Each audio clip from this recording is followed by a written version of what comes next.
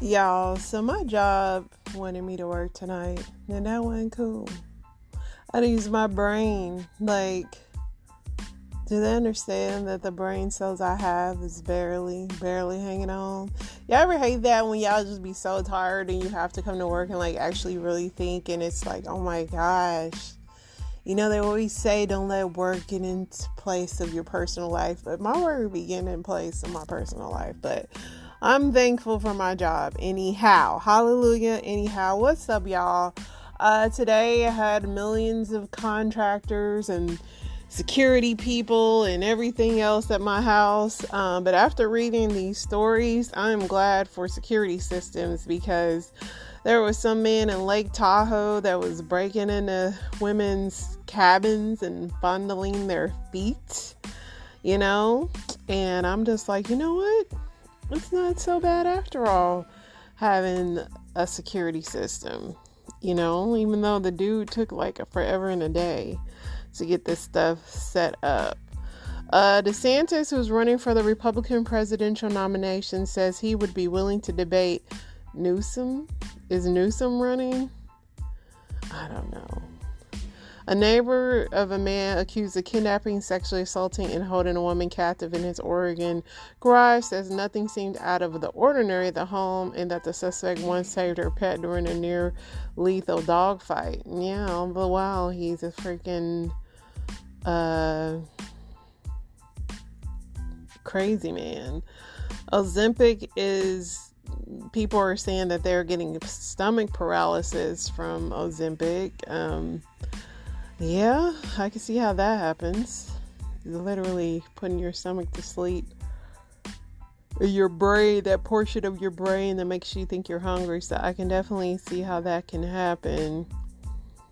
So the neighbor, he was accused of holding a kidnapped woman captive in a makeshift cinder block cell. And there's probably more victims. So it's so crazy how people get like that.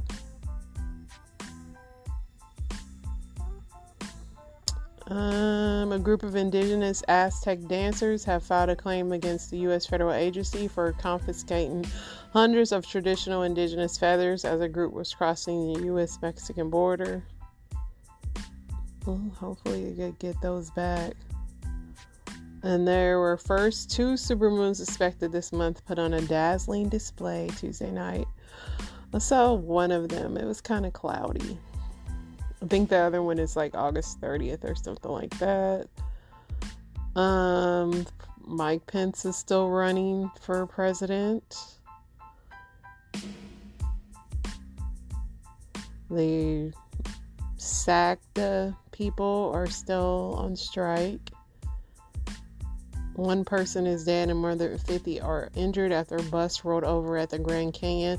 That's always my fear, going on a bus on a mountainous terrain or whatever. That stuff scares the mess out of me.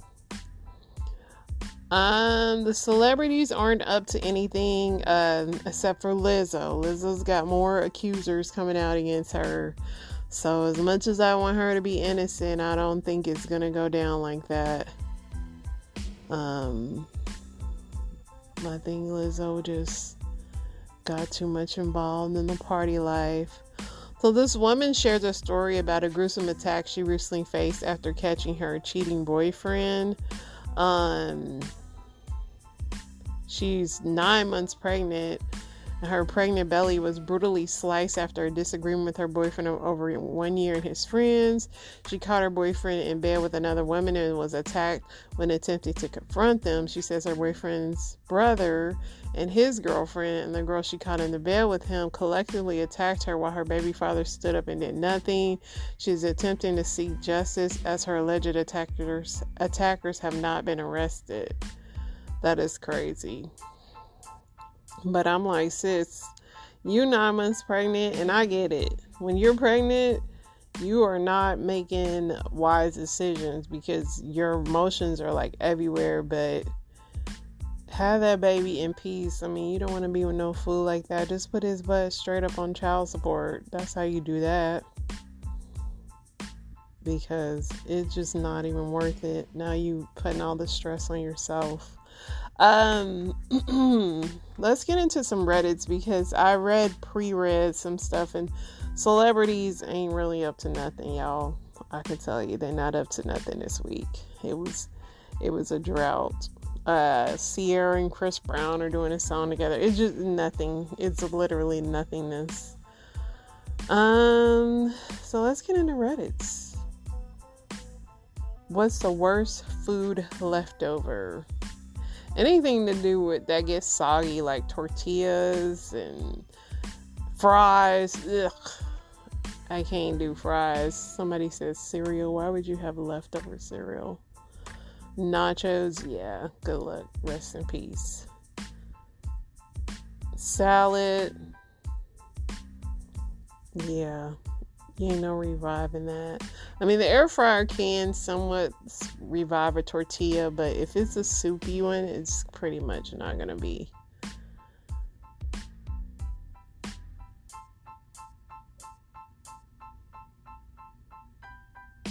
What's the perfect example of they don't make them like they used to? Pretty much everything. Phones. You used to could take a phone and launch it to... and that thing would still work. Everything, furniture, everything like that. The list is long. Somebody said Levi's. Who even wears Levi's? Honeycomb cereal. I used to love me some honey. Cereal doesn't taste the same anymore at all. That is true. And I get like cravings for cereal, and then when I eat it, it's like gross.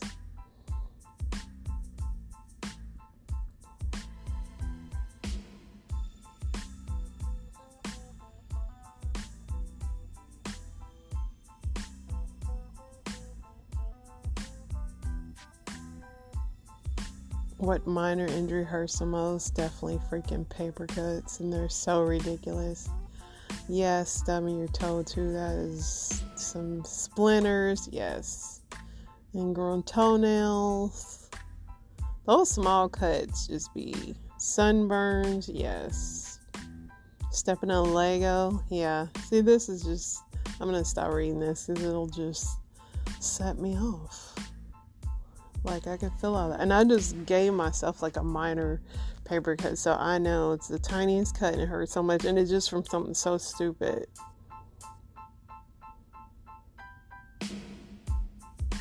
What goals do women expect men to have? Well, if you're a husband, I expect you to have some kind of like goal for our family, and just our retirement, and you know... And you know what's so crazy about that is that a lot of men, they think about it, but then they don't. It kind of crosses their mind, like it's on their priority. But men live more in the present, I feel like, and women live more like we're more planners. But I mean, that's in my perfect world. I would love my husband to have the next 10 years all figured out. But I know he probably got the next 10 minutes. Probably that we want guys to be hardworking or ambitious. From my understanding, it wouldn't be anything specific. Just have something that drives you forward in life. I'm not currently looking for a relationship, but what if I was? I'd ask if they have a job and not be slobs. That's so sad that you just have to ask the bare minimum.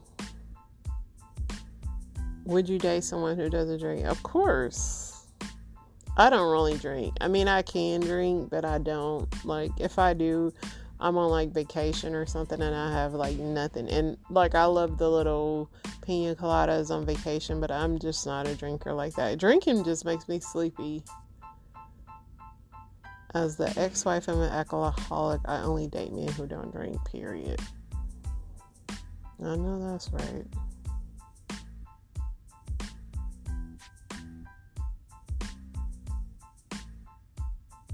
Is it weird to find most men unattractive even though I'm not a lesbian?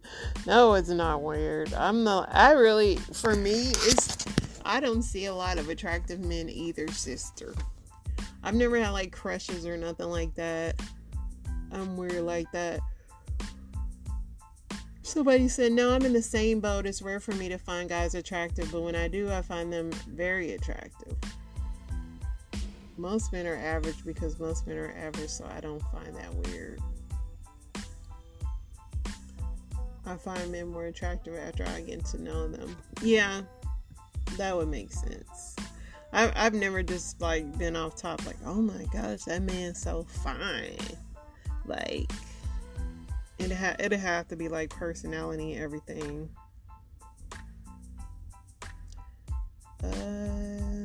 Dang, somebody said, how long can I wait before telling my wife about my stage 4 cancer diagnosis? Like, probably tell her immediately, my buddy.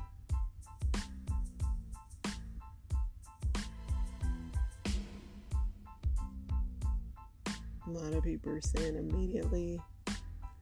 Yeah, because shoot. So she can start preparing for the future. I mean, not saying that you won't make it, but if not, you want your wife to be prepared for the future. What is the difficulty or struggle that men face which women wouldn't understand?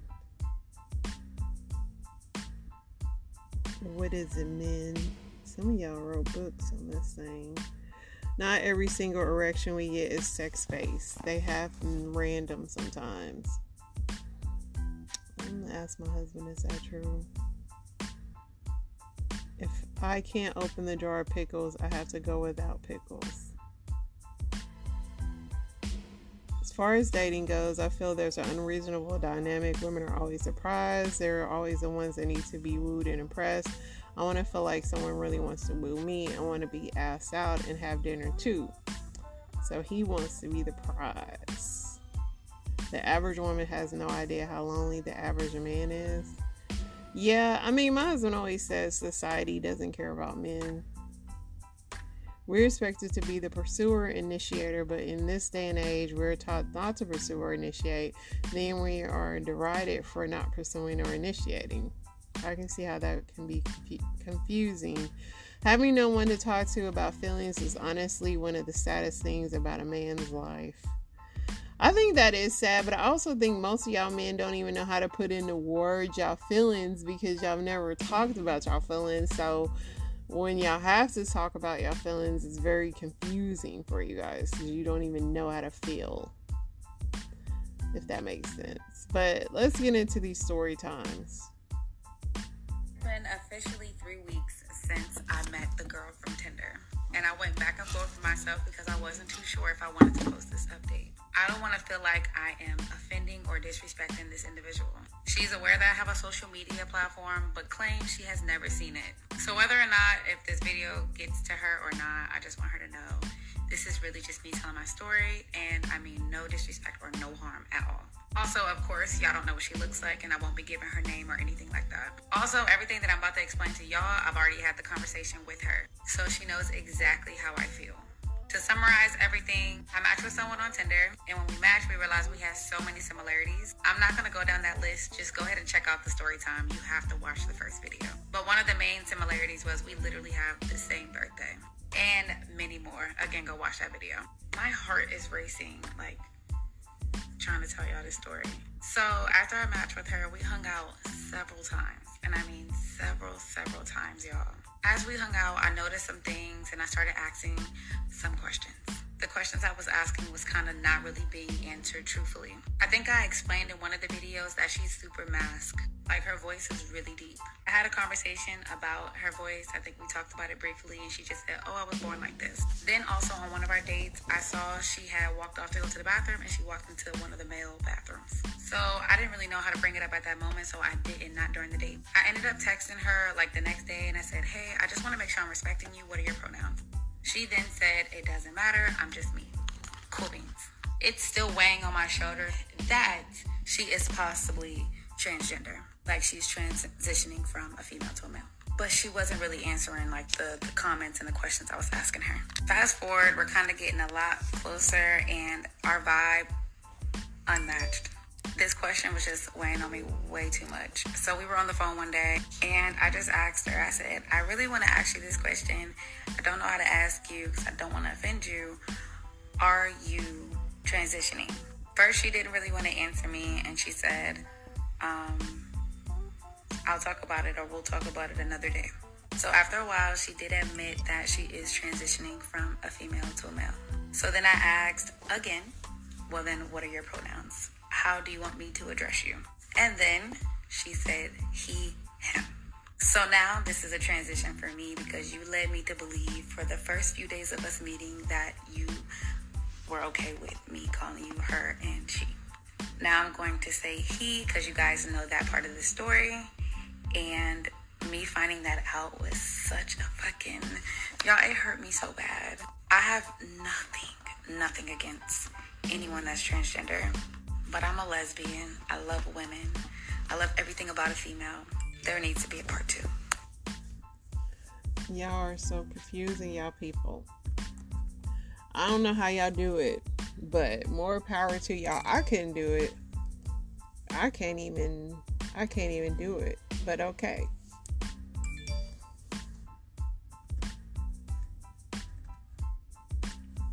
Let's get to our next one. Is autism a fungus?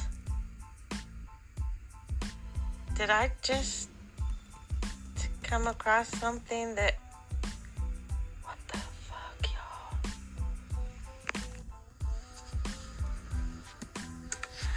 Hi, I'm Dr. Kerr-Wooler.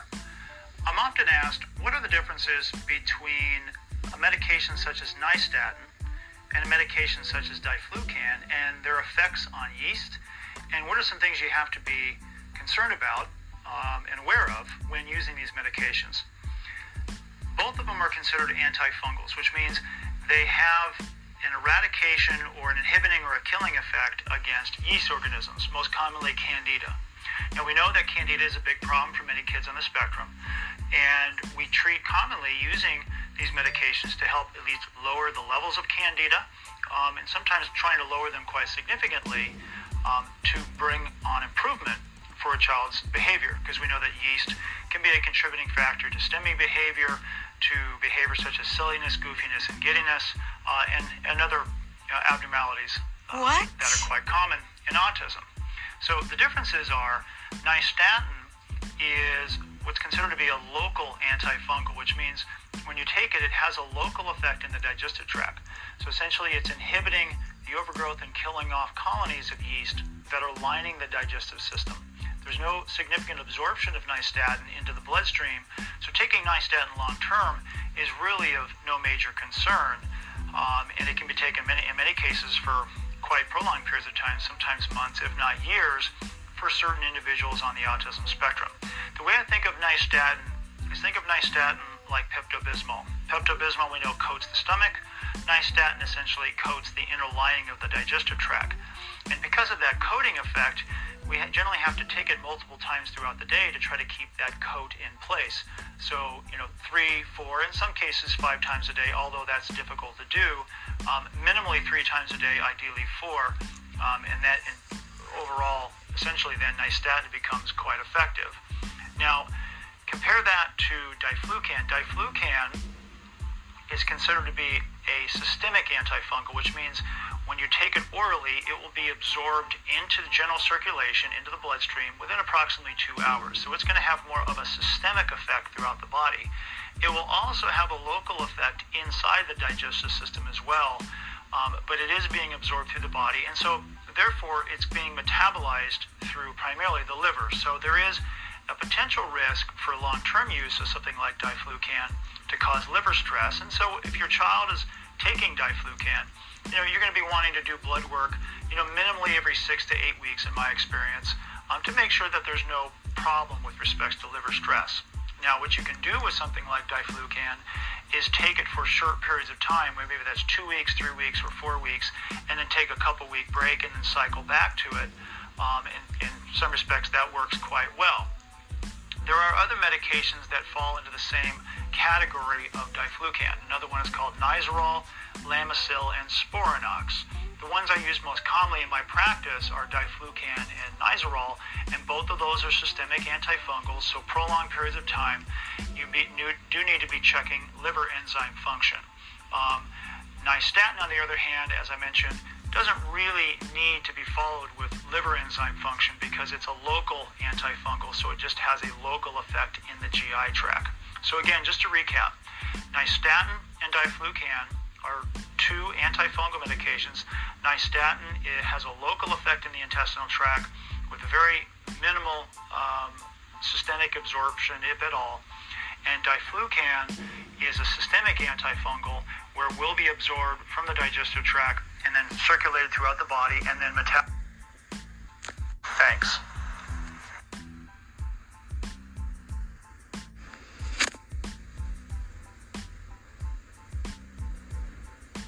The things that I come across during my research I knew that change the gut microbiome because that gal that I follow and watch did it and got her microbiome back up. Oh my God. Autism may be not only heavy metal, but a fungus issue.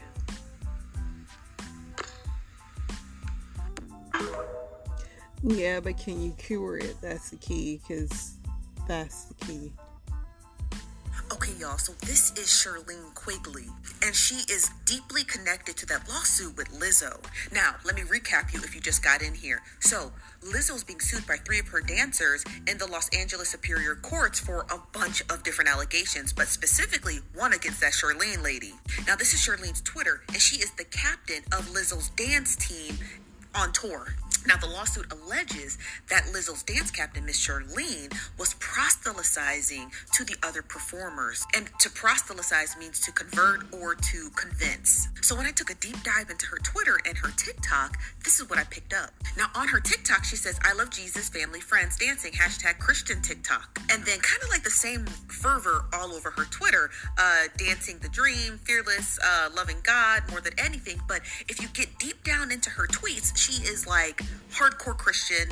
Nothing wrong with that, but it becomes a big problem when you are trying to proselytize or convert people to Christianity when you're supposed to be really just dancing. Now, back to the lawsuit. So the performers who are suing Lizzo and this dance captain are basically saying that she was proselytizing to them, and then she was basically shaming them for having premarital, if you know what I mean. But at the same time, while she was doing that, here's the kicker. She was also sharing lewd sexual fantasies, stimulating and publicly discussing the virginity of one of the plaintiffs. So not only is Miss Charlene trying to convert people to Jesus, she's also a big fat pervert. Then had the nerve to post some videos like this talking about going on dates with non-believers. Girl! And then tweets like this. In this tweet here, she had said, "A lot of people call truth a lie because they enjoy the life of living in their flesh." Now, Charlene, what was you doing?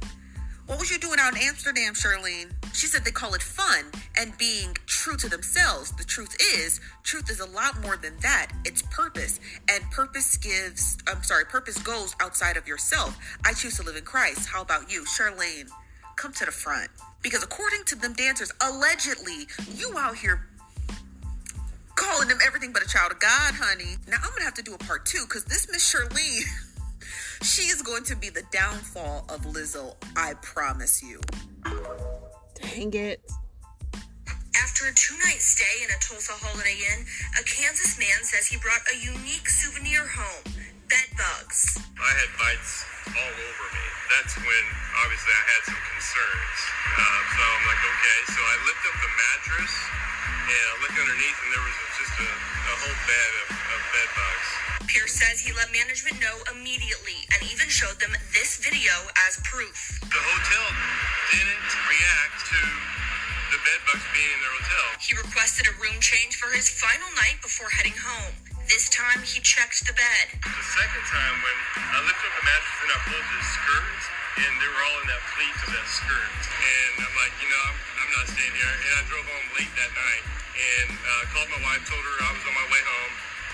And she's like, "Well, what did you do with all your belongings?" And she's like, "Well, you're not coming in the house with them, and you better, throw those out. And you come in naked and you go straight to the shower." I did. I just threw everything out. He He says he tried to contact the hotel for a week, but when he didn't get a response, he called the health department. They didn't take any action after the fact. I mean, who knows how many people have stayed in that room since I left before I called the health department, before the health department was able to get out there to inspect. That's the scary part. According to the Tulsa Health Department, the investigation into the hotel Chris stayed in lasted 9 days.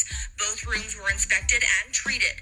The report states the hotel manager informed the inspector that Pierce was refunded for his first night's stay. Yet, according to Pierce, he never received any sort of compensation.